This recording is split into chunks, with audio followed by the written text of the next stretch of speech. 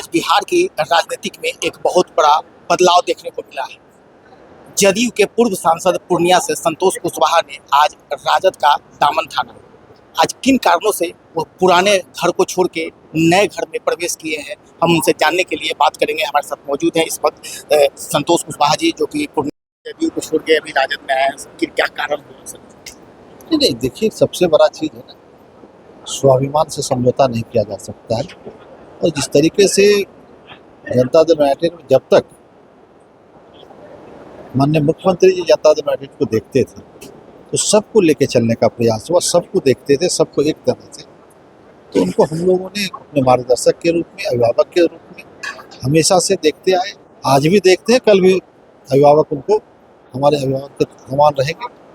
लेकिन जो वर्तमान परिदृश्य राजनीति में, इसमें जो लोग जनता दल यूनाइटेड को देखने वाले लोग, जिनका वो जनाधार विहीन लोग हैं, उन्हें धरातल का कोई ज्ञान नहीं है, सिर्फ कागज कलम पे वो राजनीति करते हैं। ऐसे लोगों से जो पार्टी को समाप्त करने का बीड़ा लेके रखा है, ऐसे लोगों से हम लोगों ने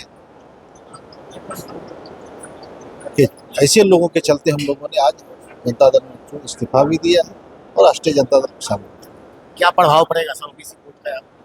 देखिए, तो आने वाला वक्त बताएगा कि सुपरा साफ हो जाएगा उस इलाके में महागठबंधन। आप चुनाव लड़ेंगे इस बार? नहीं, ये तो पार्टी तय करती। चुनाव लड़ना नहीं लड़ना मेरे एजेंडे में नहीं है, ये पार्टी तय करती।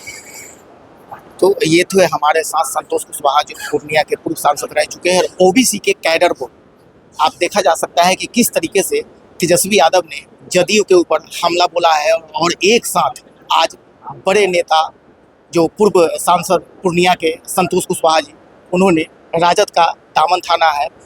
एक हालांकि ये बता दें आपको कि इस बार जो राजनीतिक चुनाव है, इस महकमे में ओबीसी का कैडर वोट काफ़ी ज़्यादा झटका जदयू को मिलने वाला है। संतोष कुमार सिंह के साथ national news network, Patna. Shri Santosh Kumar Kushwaha ji, पूर्व सांसद पूर्णिया जनता दल यूनाइटेड।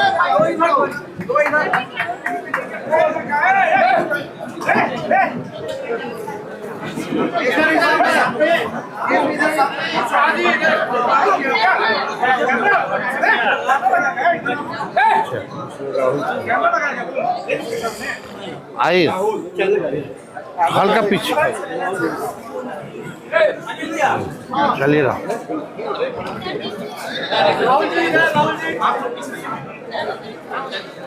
सामने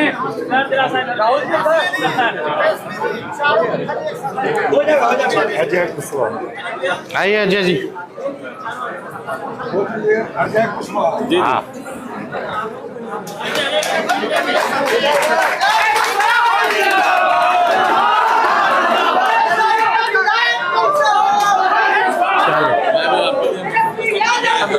हाँ,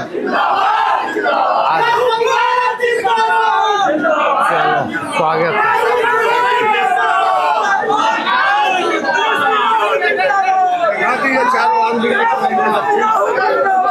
आज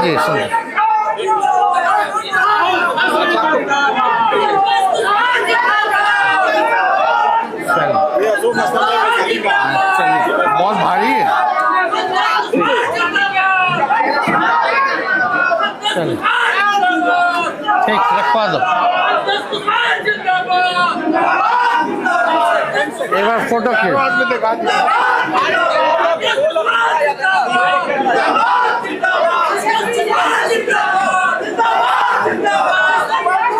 चलिए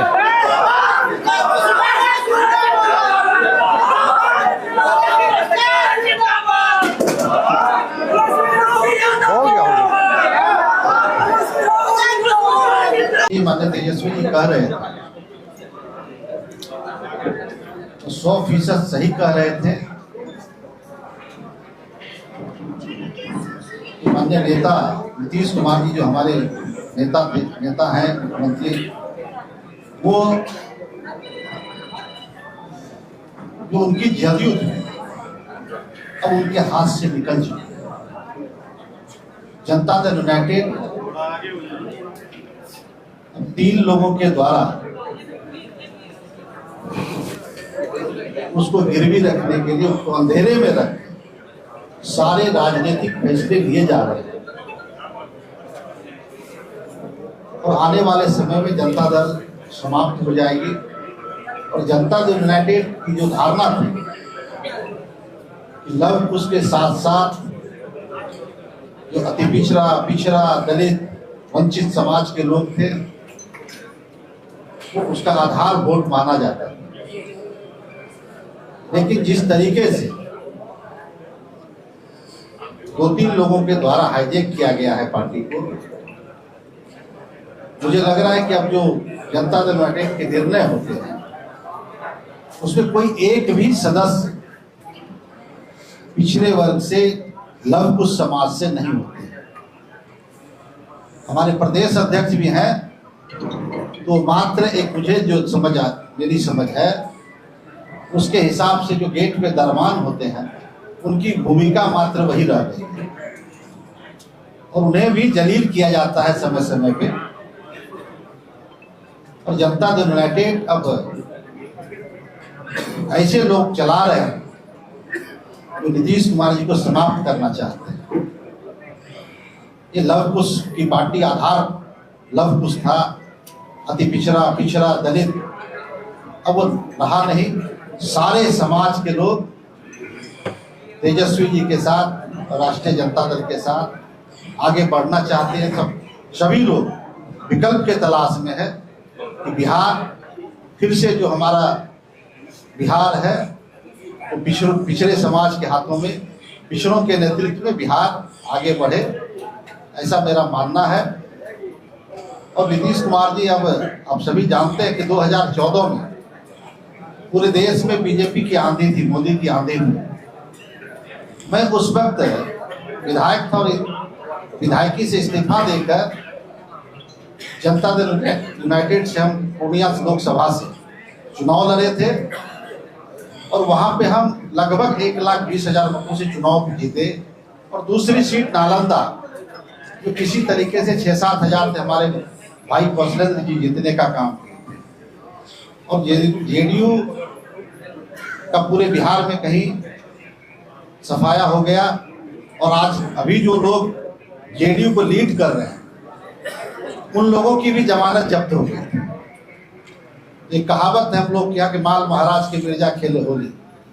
वोट पिछड़ों का, वोट लव कुश का, वोट अति पिछड़ा का, वोट दलित का, वोट महादलित का, और शासन सत्ता की चाबी मुट्ठी भर लोगों के हाथ में।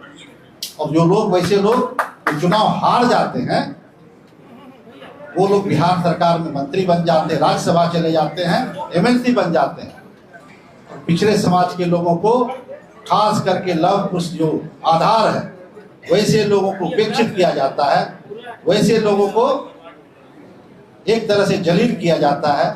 अभी जो व्यवस्थाएं बनी हुई है जनता दल यूनाइटेड में उसके द्वारा, इसलिए तमाम बिहार के शोषित वंचित पीड़ितों से आग्रह करना चाहेंगे कि आदरणीय तेजस्वी जी के हाथ को मजबूत करना है, बिहार में नई व्यवस्था लानी है और तेजस्वी जी के नेतृत्व में बिहार में महागठबंधन की सरकार बनेगी, ऐसा मेरा विश्वास है।